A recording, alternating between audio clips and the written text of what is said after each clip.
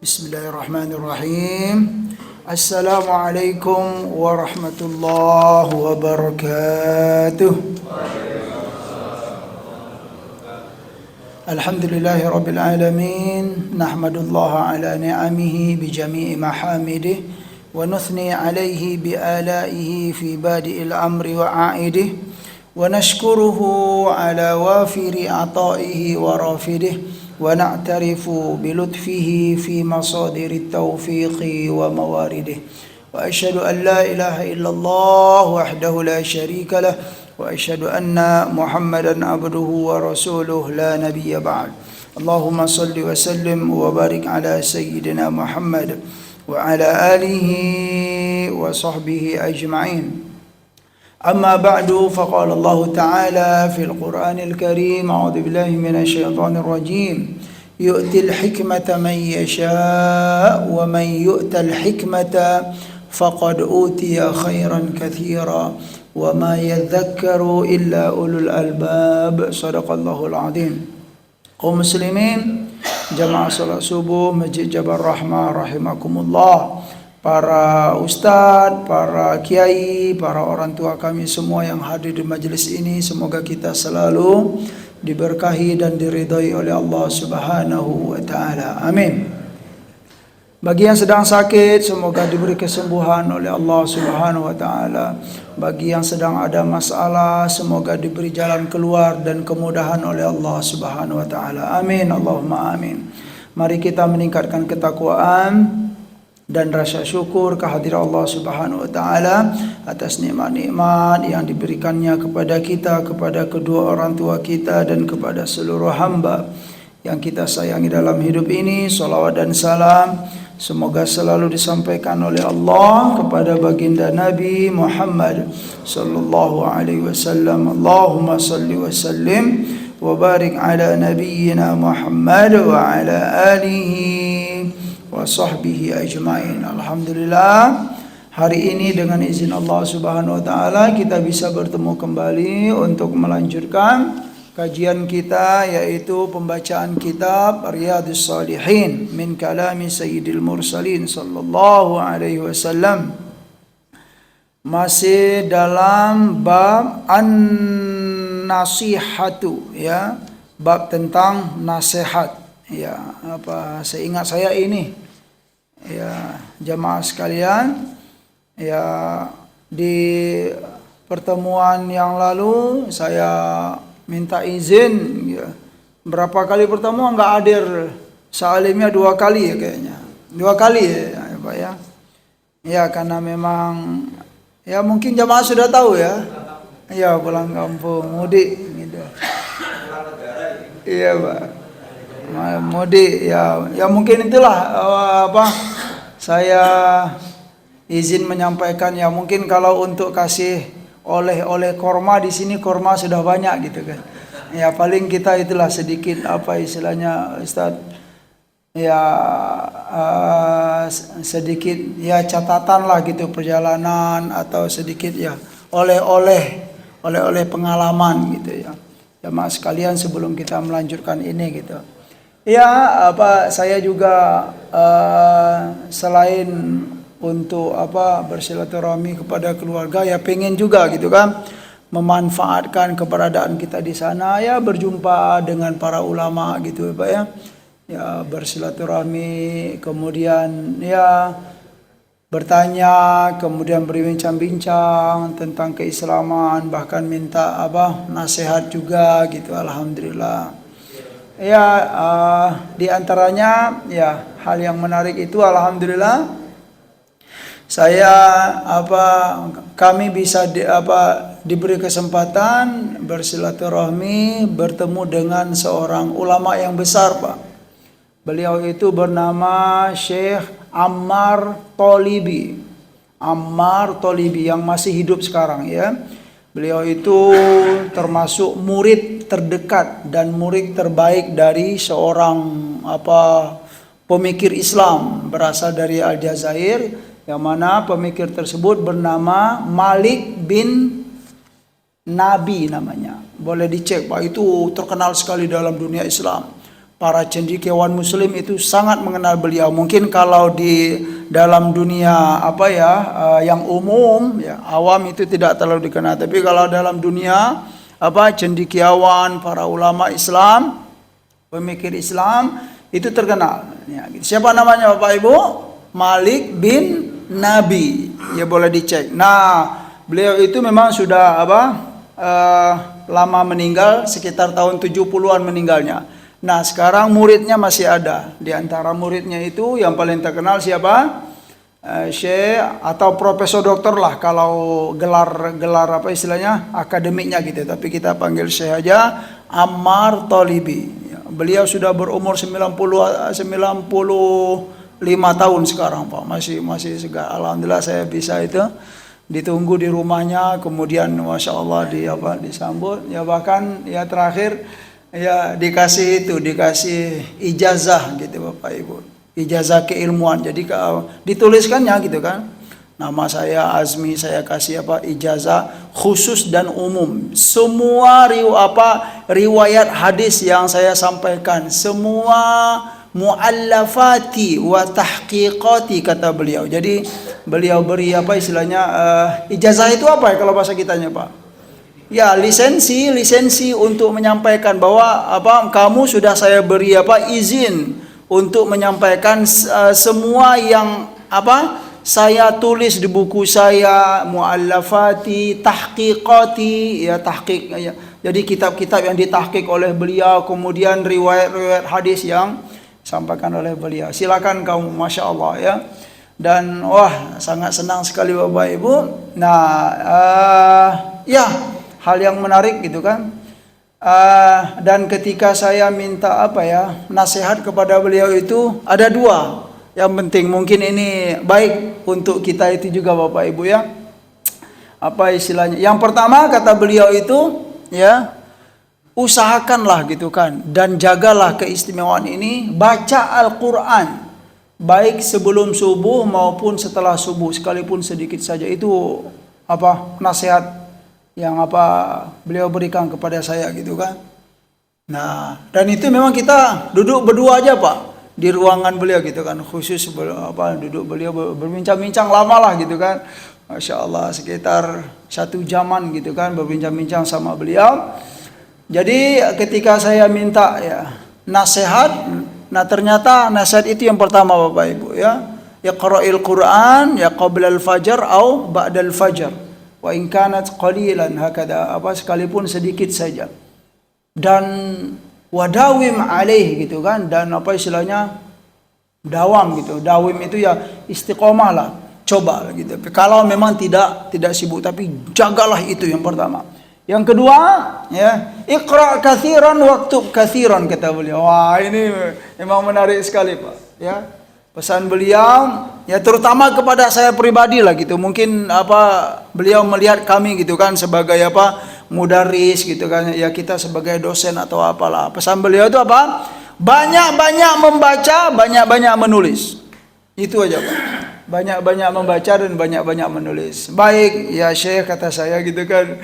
Ya mohon doanya semoga kita kami diberi kekuatan oleh Allah Subhanahu wa taala. Karena beliau berpesan begitu ya, karena memang karya tulis beliau sangat-sangat banyak sekali Bapak Ibu. Dan hal yang menarik ya, beliau itu punya ringkasan tafsir. Ada tafsir yang paling terkenal Bapak Ibu di era modern. Ya, yang mana tafsir itu dikarang oleh ulama Tunisia. Ya, ulama Tunisia, dan tafsir beliau itu diakui dan dikagumi oleh seluruh ulama ya dunia Islam, baik di Saudi, di Mekah, di Madinah, mengagumi tafsir tersebut. Ya, siapa nama beliau? Ya, Syekh Ibnu Ashur ya. Boleh dicek nanti Ibnu Ashur ya. At-Tahrir wa Tanwir ya, kitab tafsir beliau itu ya, setebal ini. Nah, Syekh Ammar ya At-Talibi itu bikin ringkasannya. Nah, ringkasannya sekitar berapa jilid? 6 jilid gitu kalau nggak salah ya. Nah, bisa beliau ya, guna beliau bikin ringkasan itu ya, semoga istilahnya bisa memudahkan gitu kan para kaum muslimin untuk mengambil manfaat dari tafsirnya Syekh Ibnu Ashur yang sangat tebal sekali tersebut. Itu beliau punya ringkasannya dengan tulisan sendiri, Masya Allah. Ya semoga lah gitu kan, saya karena sudah diberi ijazah langsung gitu kan, langsung. Semulanya Bapak Ibu saya minta ijazah kepada beliau itu ijazah yang umum saja, amatan. Ya, amatan Syekh katanya. Terus kata beliau, la amatan wa khossatan. Maka katanya, Masya Allah gitu ya. Aku kasih kamu bukan ijazah yang umum, khusus juga gitu kata beliau. Ya dituliskannya Pak dalam buku. Alhamdulillah saya simpan di selembar di selembar kertas ditulis beliau. Alhamdulillah saya bawa sampai sekarang. Ya semoga motivasi bagi kita gitu kan. Begitu ya memang bertemu dengan orang alim yang soleh itu beda rasanya Pak ya. Doa beliau, pesan-pesan mereka itu ya, karena memang mereka hidup, mereka berjuang itu memang memang tulus kalau kita melihat lillahi taala, bukan karena apa-apa. Nah, terus beliau juga ya berbincang-bincang menyampaikan kepada saya di antara sumber dari kerusakan ya di zaman sekarang ya, di zaman penuh fitnah ini. Nah, di antaranya itu adalah hubur riasa. Hubur riasa itu ya cinta untuk senang sekali untuk menjadi jadi pemimpin. Nah, itu hati-hati memang, karena memang di antara pesan para ulama di banyak ya dalam sejarah gitu kan. Ya kita dianjurkan jangan terlalu cinta untuk menjadi Bapak Ibu ya menjadi pimpinan-pimpinan ya. Karena ya mungkin itulah ya, kalau memang kita enggak punya kompeten istilahnya Pak ya. Kalau enggak punya keahlian, kalau enggak layak untuk duduk di sana, atau memang ya enggak mampu untuk memimpin gitu. Tapi memaksakan untuk jadi pemimpin itu bahaya gitu loh, bahaya. Ya, hubur riasa namanya. Hubur riasa itu ya cinta jabatan lah. Nah, itulah kalau bahasa kitanya ya Pak ya. Cinta jabatan, apalagi jabatan itu jabatan-jabatan yang penting. Ya, tanggung jawabnya besar. Nah, itulah diantara awal dari kerusakan atau fitnah seorang hamba. Ya, tidak punya kemampuan tapi memaksakan untuk untuk menjabat suatu jabatan itu tersebut. Ya. Baik jamaah sekalian, ya. Ya mungkin itu sedikit gitu kan. Ya mungkin ya secara umum ya. Secara umum ya, Al-Jazair itu kalau fikihnya bermadzhab apa Bapak Ibu? Maliki. Ya, Maliki. Ya perlu saya sampaikan, semua benua Afrika itu dia terkenal dengan madzhab Maliki. Semua madzhab semua negara yang ada di Afrika itu Maliki. Ya bisa dipastikan kecuali Mesir. Nah, gitu loh. Kalau Mesir itu semua madzhab ada Pak. Hebat Mesir itu. Memang diakui, mungkin kita banyak nggak tahu. Kaum muslimin banyak nggak tahu apa itu Mesir. Ya bagaimana realita Mesir itu dalam dunia keilmuan. Ternyata Mesir itu gudangnya ulama semua madhab. Ya, bisa saya berani menyampaikan, barang siapa yang ngaku bermadhab Hanafi, mau nggak mau dia harus belajar kitab-kitab ulama Mesir. Nggak bisa mengelak Pak. Siapa yang ngaku bermadhab Maliki, ya dia harus mempelajari kitab-kitab ulama Mesir. Siapa yang ngaku bermadhab apalagi Syafi'i apalagi gitu kan, kita kayak kita nih di Asia Tenggara itu ya, kita mau nggak mau harus mengkaji kitab-kitab siapa? Ulama dari Mesir. Ya karena memang kitab-kitab dalam madhab masing-masing madhab itu banyak dikarang dari siapa? Dari ulama Mesir. Yang terakhir dan terkenal yang ngaku bermadhab Hambali. Siapa yang zaman sekarang negara yang paling banyak bermadhab Hambali itu Bapak Ibu? Saudi Arabia, itu terkenal. Ya, di Saudi Arabia banyak orang yang bermadhab Hambali dan di sekitarnya. Tapi mau nggak mau dia harus mengkaji kitab-kitab ulama dari Mesir. Itu hebat Mesir, jamaah sekalian. Nah, ada sih sedikit kayak Somalia, Djibouti gitu ya, karena dia memang dekat dengan Yaman ya.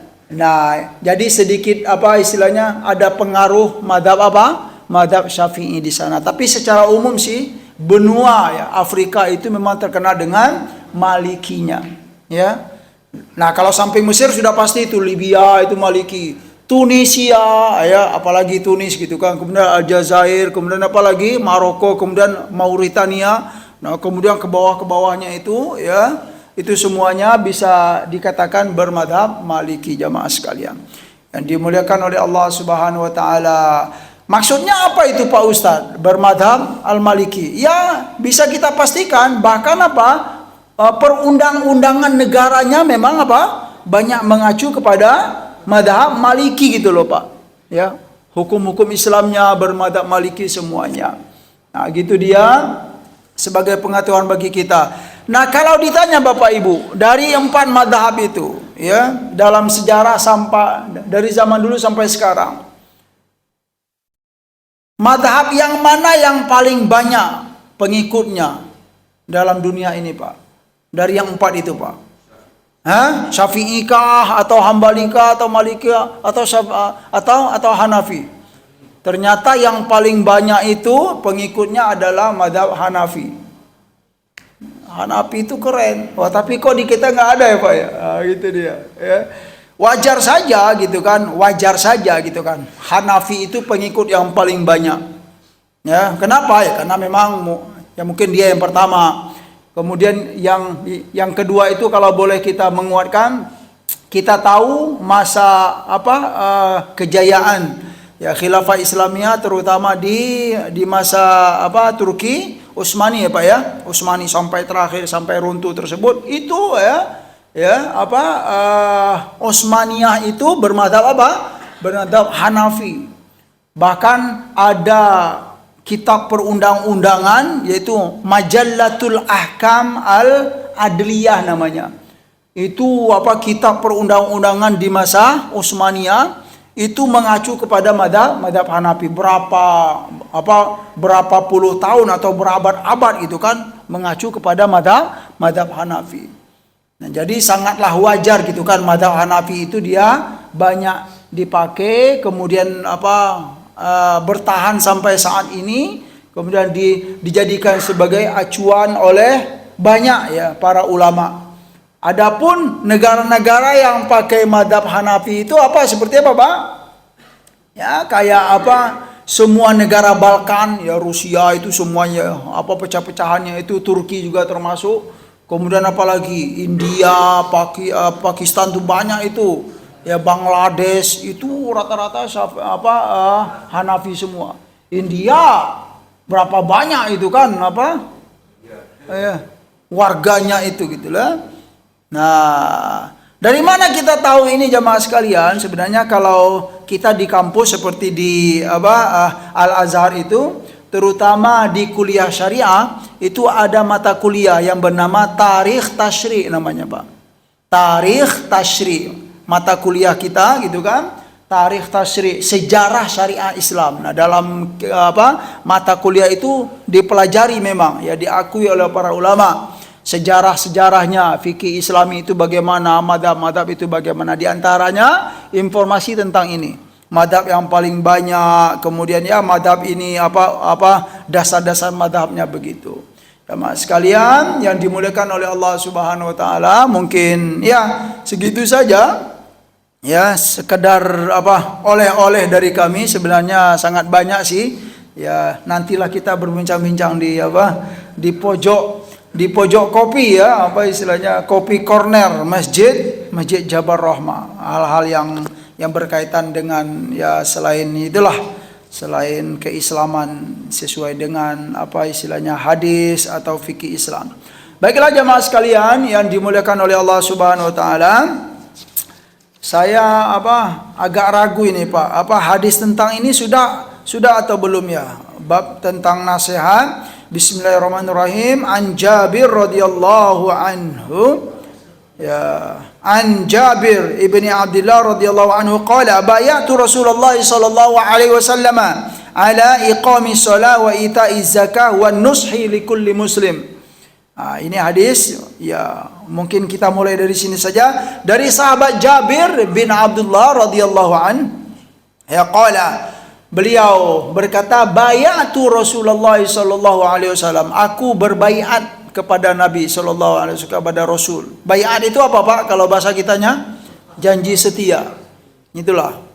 Ya, janji setia. Dan itu masyru', ya apa ya, disyariatkan, diperbolehkan, ya terutama kepada Rasul sudah pasti. Gitu Pak ya. Nah, terus mungkin kita pernah melihat zaman sekarang ada murid berbaiat kepada guru gitu kan. Ada enggak itu Bapak Ibu? Nah, ini mungkin perlu sedikit diperjelas gitu kan. Ya, baiat kepada guru atau kepada syekh itu mungkin biasa kita biasa kita temu dalam dunia dunia tasawuf. Ya, dunia tarekat namanya Pak, atau dunia sufi itu biasa. Ya, murid dengan mursyid katanya, dengan syekh gitu kan.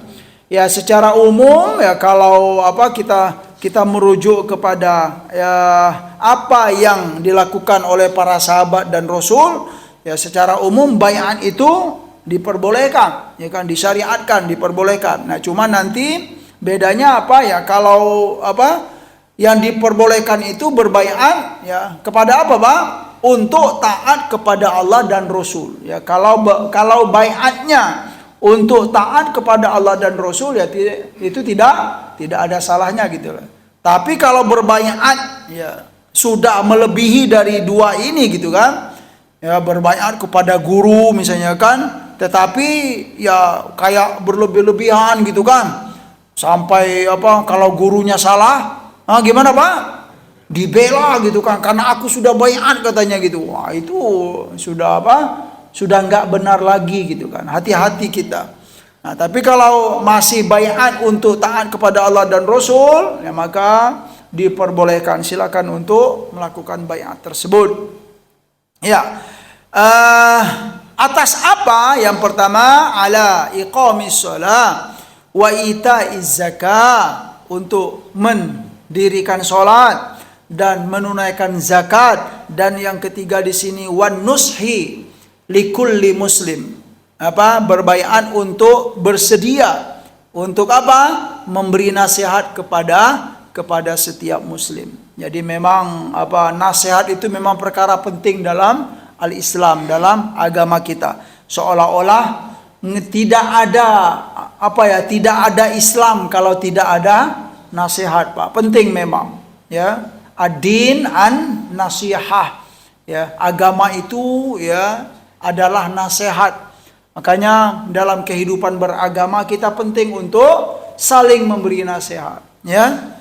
Ya, tentu dalam memberi nasihat itu ya ada ya adab-adabnya, ya. Ada kelayakan, ada kondisi-kondisinya, semua kita mungkin sudah tahu tentang ini. Ya, mungkin kalau memberi nasihat ya jangan di tempat yang ramai gitu kan, atau bagaimana ya. Kemudian misalnya kira-kira secara umum Bapak Ibu, seorang murid kira-kira boleh nggak memberi nasihat kepada gurunya? Ya boleh kalau memang itu demi untuk kebenaran. Jangan sampai gitu kan guru nggak mau nerima nasihat dari murid, ya kalau memang dia dalam keadaan keliru dan salah, harus mau ya menerima. Ya, tokoh masyarakat nggak mau menerima nasihat dari masyarakat, itu hal yang tidak baik.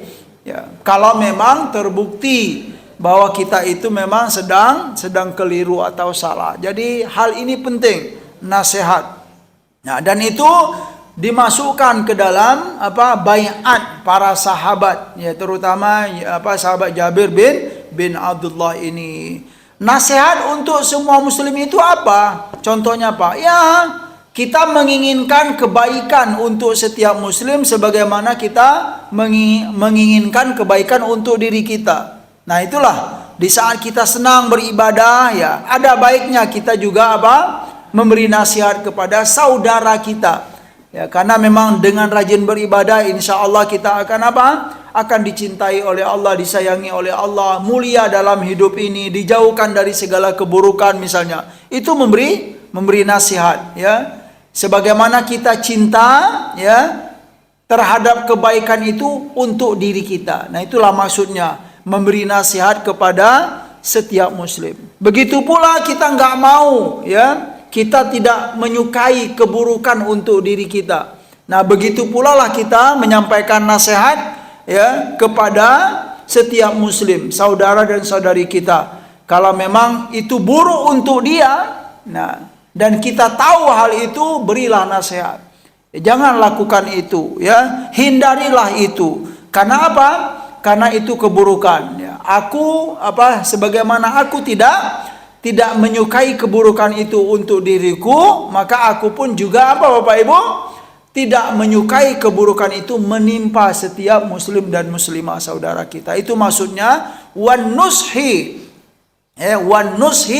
likulli muslimin. Nah, gitu jamaah sekalian. Berbaiat kepada Rasul untuk memberi nasihat kepada setiap muslim. Jamaah sekalian, hadis yang ketiga dalam bab ini yaitu bismillahirrahmanirrahim, an Anas radhiyallahu anhu anin nabi sallallahu alaihi wasallam qala la yu'minu ahadukum hatta yuhibba li akhihi ma yuhibbu li nafsihi. Ya, tidak beriman salah seorang di antara kalian sampai kapan? Sampai dia mencintai, ya, untuk saudaranya sesuatu yang ia cintai untuk dirinya. Itu dia. Ya, berarti jika kita, ya, mencintai kebaikan, suka dengan kebaikan, nah, kita pun juga menginginkan kebaikan itu untuk saudara kita. Dan ini merupakan apa jamaah sekalian? Merupakan syarat untuk kesempurnaan iman, ya. Kalau kita sudah melakukan itu jamaah sekalian, berarti apa? Keimanan kita sudah sempurna. La yu'minu ahadukum, kalau makna dasarnya tidak beriman. Mungkin perlu untuk kita kuatkan, ya, makna bahasa Arab, ya. Jadi memang nggak cukup bahasa Arab itu dari kata per kata Bapak Ibu. Kita harus tahu juga makna yang tersirat dari kekuatan sebuah kata tersebut. Kalau letter Lex saja, ya, maknanya apa? Tidak beriman. Ya, tapi ternyata makna sebenarnya apa? Tidak sempurna keimanan. Beda kan, Pak? Tidak beriman dengan tidak sempurna. Beda nggak maknanya Bapak Ibu? Ya beda. Nah, kalau kita hanya letter Lex saja, kita akan mengambil makna apa? Tidak beriman. Orang yang tidak cinta kepada saudaranya itu tidak beriman. Wah, gimana? Ya, salah dong pemahamannya kan?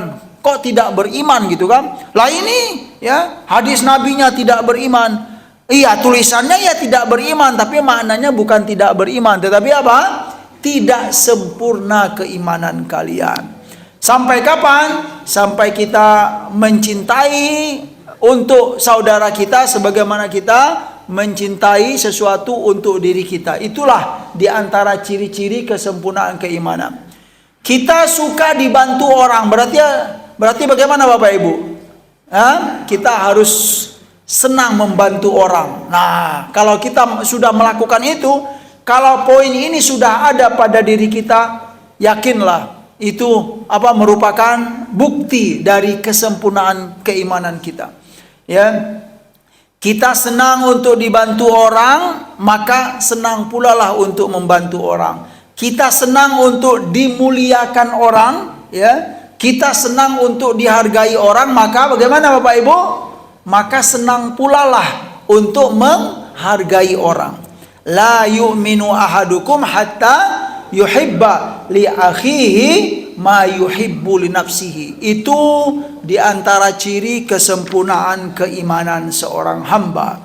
Jamaah sekalian yang dimuliakan oleh Allah Subhanahu wa taala, ya, sedikit kita mulai bab yang baru, babul amr bil ma'ruf wan nahi anil munkar. Ya, bab yang baru yaitu bab tentang amar ma'ruf nahi munkar. Dalam Islam ternyata perkara amar ma'ruf nahi mungkar itu hal yang penting. Ya, disampaikan oleh para ulama, perkara ini merupakan thuluthul Islam, sepertiga dari Islam. Atau sebagian ulama mengatakan al-Islamu kulluhu. Ya. Jadi perkara amar ma'ruf nahi mungkar ini dianggap sebagai sepertiga Islam, atau semua Islam itu harus dikaitkan dengan amar ma'ruf nahi mungkar, Pak. Ya, apa saja ya ternyata begitu.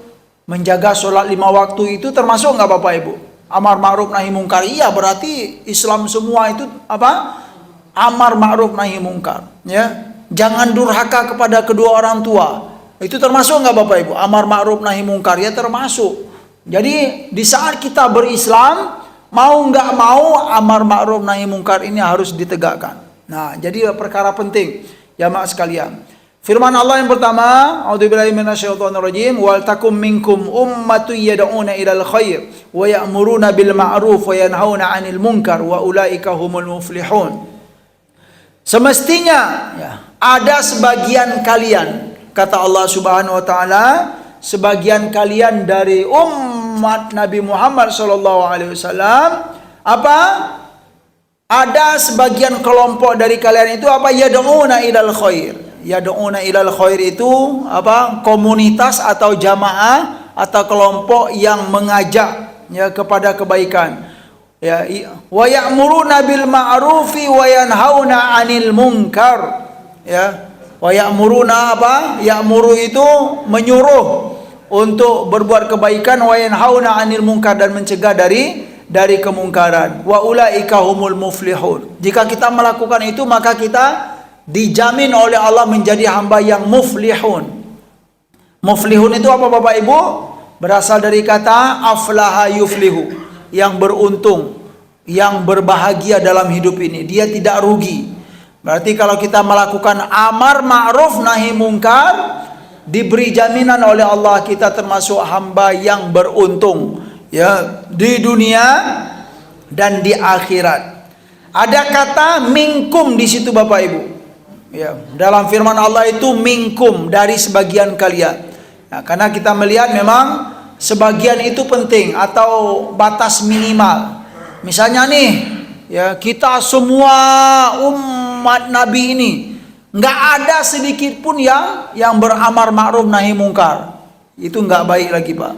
Nah, kalaupun memang gitu kan, ya kebanyakan kaum muslimin sudah meninggalkan, misalnya sudah meninggalkan amar ma'ruf nahi mungkar, tapi ada sebagian kecil mereka,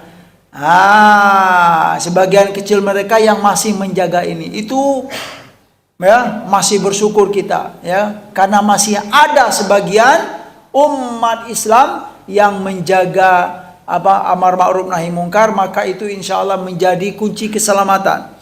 Yang tidak baik itu Bapak Ibu, semua kita meninggalkan amar ma'ruf nahi mungkar. Nah, tapi yang lebih baik itu bagaimana? Semua kita ya beramar ma'ruf nahi mungkar, itu yang ideal sekali. Tapi paling tidak minimalnya bagaimana? Kalaupun tidak semua kita yang amar ma'ruf nahi mungkar, minkum. Nah, kata minkum itu pesan dari makna dari bahasa Arab ya, semestinya ya ada sebagian saja ya. Artinya apa itu? Jangan sampai semua kalian meninggalkan itu ya. Ya. Jadi paling tidak ya, harus ada gitu kan. Wajib untuk ada sebagian dari kita yang menjaga amar ma'ruf nahi mungkar ini. Nah, mungkin kalau dalam realita kehidupan kita terutama di Indonesia ya, mungkin ya sebagian jamaah atau komunitas ya sepertinya memang kurang peduli misalnya ya, atau kurang terkenal dengan amar ma'ruf nahi mungkar. Ya, mungkin kebanyakannya tidak terkenal dengan amar ma'ruf nahi mungkar, tapi ada loh di Indonesia jamaah atau kelompok atau komunitas yang memang fokus dengan amar ma'ruf nahi mungkar ini. Nah, itu Pak ya. Kira-kira bagaimana sikap kita Bapak Ibu? Ya, secara umum harus didukung gitu loh. Ya, kalau memang caranya benar gitu ya, tujuannya benar. Karena perkara amar ma'ruf nahi mungkar itu hal yang penting. Kalau tidak ada mereka gimana Bapak Ibu? boleh jadi semua kita tidak beramar ma'ruf nahi mungkar. Kalau kita semua kaum muslimin dan muslimah ini tidak ada yang amar ma'ruf nahi mungkar, apa yang akan terjadi Bapak Ibu? Murka Allah, itu intinya. Ya, itulah yang terjadi pada siapa? Bani Israel. Nah, nanti ada ayatnya ya. Terus dalam firman yang lain, kuntum khairu ummatin ukhrijat lin-nasi ta'muruna bil ma'rufi wa tanhauna 'anil munkar. Ya, wa tu'minuna billah. Selanjutnya, kalian itu kata Allah Subhanahu wa taala sudah dinobatkan sebaik-baik umat muslim, umat Nabi Muhammad ini sudah dinobatkan oleh Allah, ditetapkan oleh Allah sebaik-baik umat dalam dunia ini, yang pernah ada dalam dunia ini. Dan kriterianya apa? Sebaik-baik umat itu Bapak Ibu nggak macam-macam Pak. Ya, bukan banyak gelar, bukan banyak harta, bukan banyak apa-apa semua, tidak. Apa? Ta'muruna bil ma'ruf wa tanhauna 'anil munkar. Kalian dianggap atau ditetapkan sebaik-baik umat oleh Allah Subhanahu wa taala. Kenapa? Karena kalian mengajak ya amar ma'ruf dan nahi mungkar. Nah, hanya ini syarat untuk menjadi sebaik-baik umat. Kalau ini kita sudah tinggalkan, jangan berharap kita menjadi sebaik-baik umat. Itu maksudnya jamaah sekalian. Khudil afwa wa'mur bil urfi wa'arid 'anil jahilin. Ya. Bil urf ya, al ma'ruf, di antara makna dari al urf ini di sini adalah al khair. Ya, kalau kita melihat sebagian penjelasan ya, al khair. Kemudian wal mu'minuna wal mu'minati ba'duhu wal mu'minuna wal mu'minatu ba'duhum awliya'u ba'd ya'muruna bil ma'rufi wa yanhauna 'anil munkar. Orang-orang mukmin dan orang mukminah ba'duhum awliya'u ba'd ya, satu sama lain di antara mereka itu saling mendukung, at-ta'yid wal mubaya'ah, saling menguatkan. Kita orang mukmin dan mukminah itu aulia ba'duhum aulia ba'd ya, saling menguatkan, saling mengokohkan ya. Bagaimana kata Allah Subhanahu wa taala, ya'muruna bil ma'rufi wa yanhauna 'anil munkar. Mukmin dan mukminah itu selalu Pak saling menguatkan, saling mengokohkan dalam perkara apa? Amar ma'ruf nahi mungkar. Makanya ya kita mungkin ya perlu untuk sedikit merasa ganjil gitu loh Pak, ganjal atau aneh. Ada orang mukmin dan mukminah tidak mendukung amar ma'ruf nahi mungkar ini. Nah, itu kurang tepat dengan ayat ini. Kalau memang mukmin dan mukminah ya semestinya saling mendukung dalam perkara amar ma'ruf dan nahi mungkar ini. Dalam surat Al-Maidah dikatakan oleh Allah Subhanahu wa taala, lu'inal ladzina kafaru min bani Israil ala lisani Dawud wa Isa bin Maryam dzalika bima asaw wa kanu ya'tadun kanu la yatanahawna am munkarin fa'alu labi'sa ma kanu yaf'alun ya. Lu'ina, telah dilaknat. Siapa yang dilaknat? Orang-orang kafir dari Bani Israel. Dari Bani Israel ada hamba-hamba yang kafir atau yang tidak beriman kepada Allah Subhanahu wa taala dan Rasul, dan mereka itu dilaknat oleh Allah Subhanahu wa taala, dan pelaknatan ini disampaikan atas lisan Nabi Daud dan Isa bin Maryam. Dzalika bima asaw wa kanu ya'tadun. Kenapa mereka dilaknat oleh Allah? Kenapa mereka dijauhkan dari rahmat Allah? Dzalika bima asaw. Mereka itu suka maksiat, wa kanu ya'tadun, dan mereka itu suka melampaui batas dalam hidup ini Bapak Ibu. Sudah dibuat batas oleh Allah, kemudian dilanggar. Itu merupakan kebiasaan dari Bani Israel. Kita kalau bisa jangan begitu. Selanjutnya, kenapa mereka dijauhkan dari rahmat Allah atau dilaknat? Kanu la yatanahawna am munkarin fa'alu. Mereka itu punya kebiasaan tidak mencegah kemungkaran yang telah dilakukan. Nah, berarti mereka punya kebiasaan apa Bapak Ibu? Kalau ada kemungkaran suka membiarkan saja. Itu kebiasaan Bani Israel. Yang karena kebiasaan itu mereka dilaknat oleh Allah Subhanahu wa taala. Udah biarin aja gitu kan. Nah, kemudian dikaitkan dengan apa lagi misalnya? Nah, itu HAM itu gitu kan, hak asasi manusia itu kan. Ya, kalau dalam Islam nggak bisa begitu, Bapak. Ya, kita harus apa? Ya, sudah ada arahan dari Rasulullah Sallallahu Alaihi Wasallam. Kemungkaran itu bagaimana? Ya kita dengarkan hadis-hadis nanti. Insya Allah di pertemuan berikut. Kanu la yatana'una 'an munkarin fa'alu labi'sa ma kanu yaf'alun. Sedikit lagi, wa qulil haqq min rabbikum faman syaa'a falyu'min wa man syaa'a falyakfur. Ya. Jadi katakanlah wahai Muhammad, kebenaran itu dari Tuhanmu, dari Allah Subhanahu wa taala. Barang siapa yang dikehendaki oleh Allah maka dia beriman, barang siapa yang dikehendaki oleh Allah maka dia akan kufur. Ini ayat perlu dijelaskan, Pak. Jadi kita beriman dan kufur itu kalau melihat zohir ayat ini itu karena apa? Karena kehendak Allah. Saya beriman karena kehendak Allah. Saya kafir pun juga karena kehendak Allah. Itu kalau zohirnya ayat. Tapi pemahaman yang benar itu apa? Kita beriman itu karena Allah Subhanahu wa taala, karena kehendak Allah. Kita tidak beriman atau memilih jalan kekafiran itu pada hakikatnya iya kehendak Allah, tetapi dengan catatan, tetapi apa? Atas keputusan kita. Gitu loh. Atas keputusan kita untuk memilih jalan kekufuran. Ya, bukan Allah yang menginginkan kekufuran kepada kita, tapi apa? Kita yang milih, kita yang memutuskan untuk memilih jalan kekufuran tersebut. Kemudian waqulil haqqu mir rabbikum. Ini penting juga Bapak Ibu. Ya, wahai Muhammad, katakanlah bahwa kebenaran itu dari Allah Subhanahu wa taala. Mungkin kita pernah mendengar Bapak Ibu, kebenaran itu relatif. Ada enggak? Ada Bapak Ibu? Kebenaran itu relatif. Nah, ini bahaya ini ya. Yang punya pemahaman kebenaran itu relatif. Tidak. Ya, dalam Al-Qur'an apa? Kebenaran itu dari Allah. Nah, berarti kita harus tahu kalau ini benar menurut Allah ya harus diikuti, jangan relatif gitu kan. Kalau relatif ya nggak ada keputusan apa-apa semuanya. Ya, orang minum misalnya kan, oh itu nggak benar itu, jangan dulu bro, itu kan apa, boleh jadi menurut dia, boleh jadi menurut dia itu boleh, itu baik. Nah itulah bahaya ya, yang punya pemahaman apa, bahwa kebenaran itu relatif. Dalam Islam kebenaran itu bukan relatif Pak, ya bukan relatif Ibu, kebenaran itu pasti, yaitu dari Allah Subhanahu wa taala dan Rasul. Nah, agar kita tahu, agar kita tidak ragu ya, belajarlah ya tentang kebenaran tersebut ya.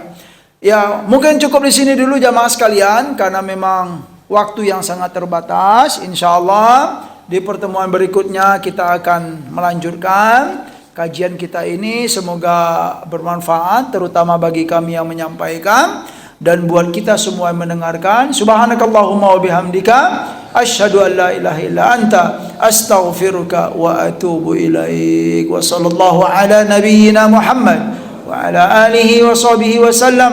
Wa akhiru da'wana anil hamdulillahi rabbil alamin. Wassalamu alaikum warahmatullahi wabarakatuh.